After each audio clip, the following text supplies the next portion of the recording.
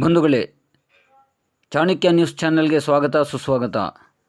ಕೋಲಾರ ಜಿಲ್ಲೆ ಕೆಜಿಎಫ್ ತಾಲೂಕು ಕ್ಯಾಸಂಬಳ್ಳಿ ಗ್ರಾಮ ಪಂಚಾಯಿತಿಯ ಮಡಿವಾಳ ಗ್ರಾಮದಲ್ಲಿ ಶ್ರೀ ಚೋಳರಾಜರ ಕಾಲದಲ್ಲಿ ನಿರ್ಮಿಸಿರತಕ್ಕಂತಹ ಬಹಳ ಪುರಾತನವಾದ ಶ್ರೀ ಶ್ರೀ ಶ್ರೀ ಸ್ವಯಂಭುವನೇಶ್ವರ ಸ್ವಾಮಿ ದೇವಾಲಯದ ವಾರ್ಷಿಕ ಬ್ರಹ್ಮೋತ್ಸವಗಳ ಕಾರ್ಯಕ್ರಮವು ನಾಳೆಯಿಂದ ಬಹಳ ವಿಜೃಂಭಣೆಯಿಂದ ನಡೆಯಲಾಗುವುದು.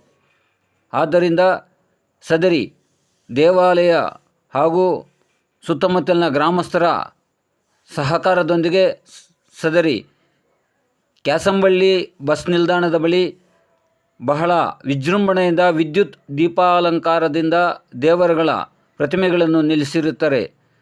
ಇದು ಪ್ರತಿ ವರ್ಷವೂ ಈ ರೀತಿ ಕ್ಯಾಸಂಬಳ್ಳಿ ಬಸ್ ನಿಲ್ದಾಣದಲ್ಲಿ ವಿದ್ಯುತ್ ದೀಪಾಲಂಕಾರದಲ್ಲಿ ದೇವರ ಪ್ರತಿಮೆಗಳನ್ನು ನಿಲ್ಲಿಸುವುದು ರೂಢಿಯಾಗಿರುತ್ತದೆ.